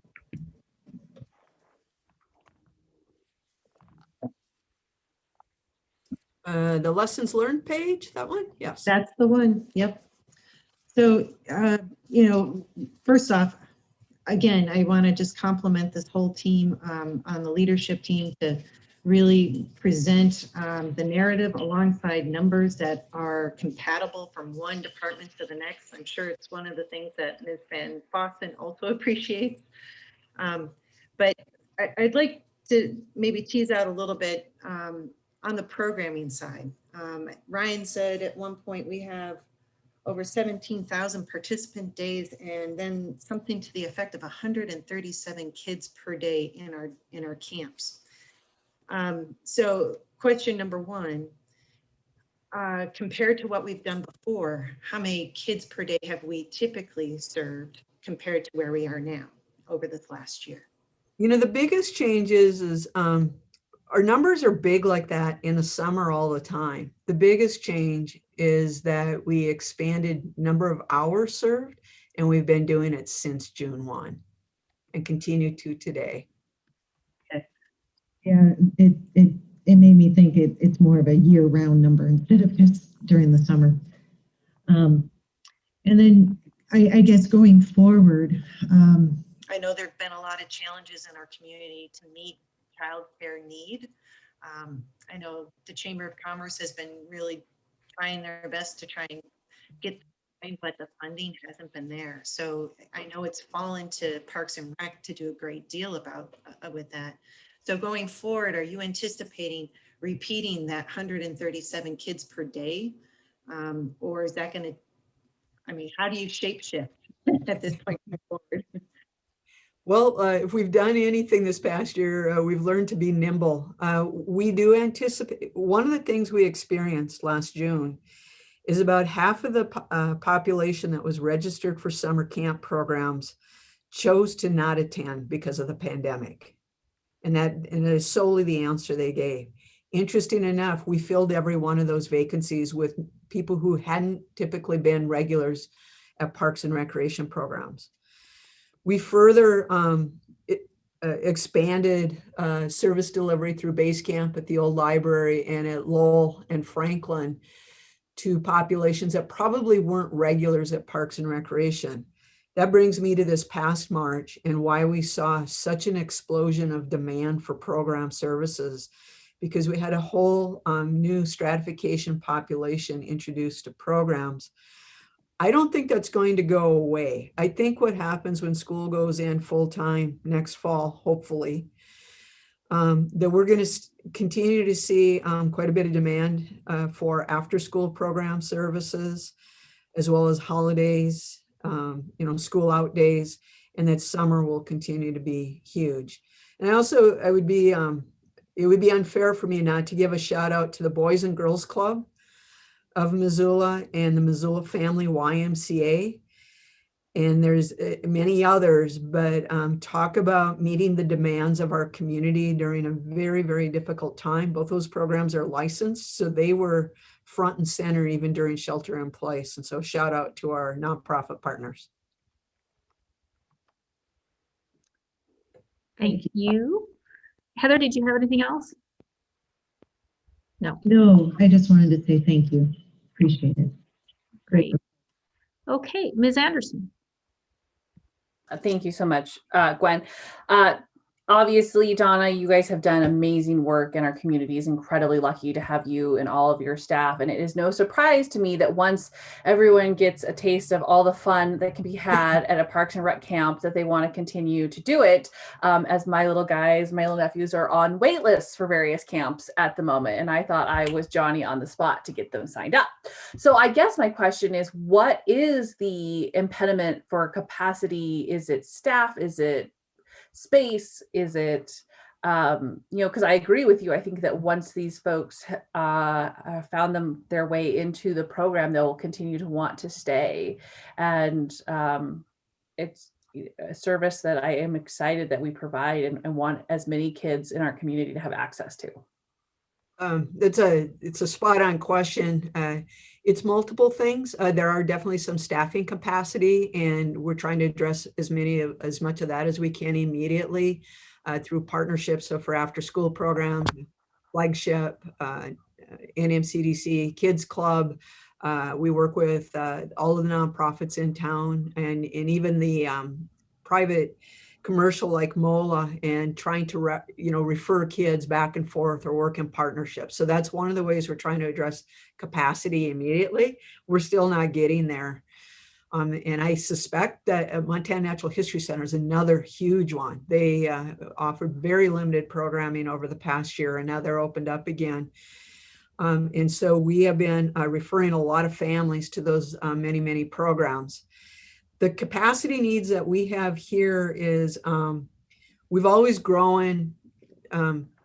We try to grow incrementally because safety is ultimately the most important thing, right? When we're working with families and children.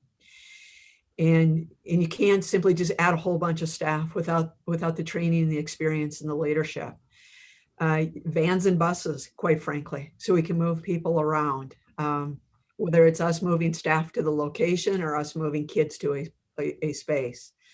And then even office space, even though we have a lot of folks working remotely and we work outside really, really well, base camp was a huge, saving grace, if you will, during some of the worst weather.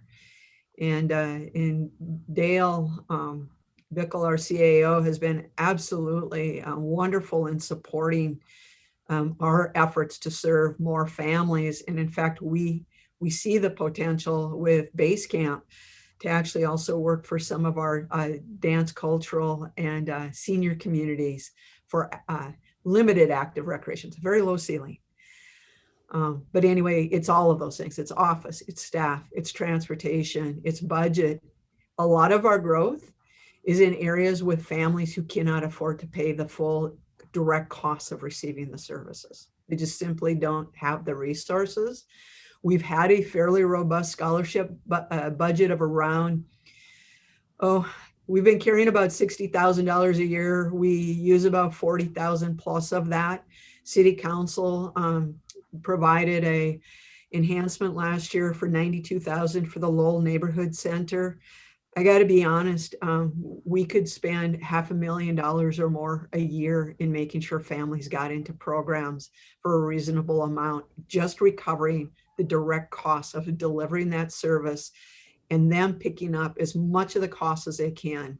And we all know the cost of business, the chamber has shown, and we've met with the chamber and met with MEP, the cost of business is way more significant, costlier than what it would cost us to invest in these kids and these families early on and have this opportunity for prevention. The last thing I'll add is we are seeing a lot more families that quite frankly need a lot higher ratios with the kids.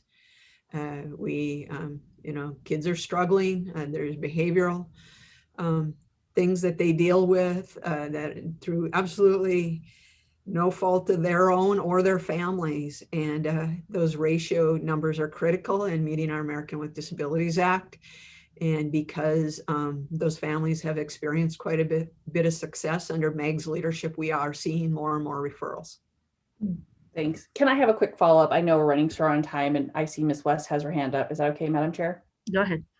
So yes, to all of the things you said, I am a huge fan of the work that you guys are doing. So for the scholarship fund, I mean, it breaks my heart to know that there are people in the community who could benefit from the amazing programming that you do and that there's a barrier for that within the scholarship fund. How can the community help with that Parks and Rec scholarship fund? Well, the CARES grant was sort of that one-time window. And what really helps, we do continue to visit. We're part of the larger child care group that's being led through the United Way and Grace Decker on how to provide more comprehensive services community-wide. We do continue to work with the Chamber and MEP. I do think that as we're going into fiscal year 22, we will be presenting you with some potential solutions and potential assistance. I am hopeful for the most recent federal recovery program that we will be able to at least continue these services. as we come out of the pandemic, as families come out of the pandemic, so we can continue to do some of the great things that we've been doing along with all of the other providers. We're not in this alone. We do it with partners, and that I am hoping buys us some time to figure out a longer term solution because I think it's a huge part of equity investment so that folks can make it on their own. Thank you. Thank you so much, Donna, for these answers. Last question, and we're just about out of time, but Ms. West. So I just want to thank you and all your staff for doing an amazing job weathering this last year. I did have a question specific to the vandalism that's happened out at Fort Missoula, which, it's just heartbreaking that this new facility has experienced that. And so I was curious if that comes out of repairing those things comes out of maintenance funding, or how those, just how that's dealt with. We have, I didn't touch on that. Usually vandalism happens oddly enough, in the spring, right as schools are getting out. And then it'll be kind of random around a couple of the holidays or somehow related to weather or some event in our community. This year we experienced ongoing vandalism and graffiti to a higher degree. I think people needed some place to play. And play isn't, it isn't always as I define recreation, where it has value and you're not harming yourself, others, or the environment. We did experience just under $10,000. We're still assessing the irrigation system. Despite a number of barricades that we put up, people were squeaking between fences, through trails, over curbs to make sure they could do donuts and cookies on sports fields. Those fields have a massive public investment. The police are working very, very closely with us. They do have some leads. If we are able to find the individuals responsible and identify them, we will, of course, be looking to restitution for full recovery. If we can't, yes, it is on the predominantly on the taxpayer to do that, just like any other vandalism. It hurts all of us. Thank you. Hate to end on that note, but it is what it is. And yes, it's always an issue to preserve and protect our beautiful open spaces in our parks. And I think we've created a great culture in Missoula where we cherish them, but you know what? You're always going to have a few. Donna, thank you so much for all the information, and Ryan also, and to all of the department heads and underlying staff who were here. We really appreciate it. We will be hearing police and fire, I believe, next week. So that is our wrap up on mid-year presentations. And is there any public comment at the end of this meeting, just in case? I'm not seeing any raised hands. So thank you, everyone, and we will be adjourned.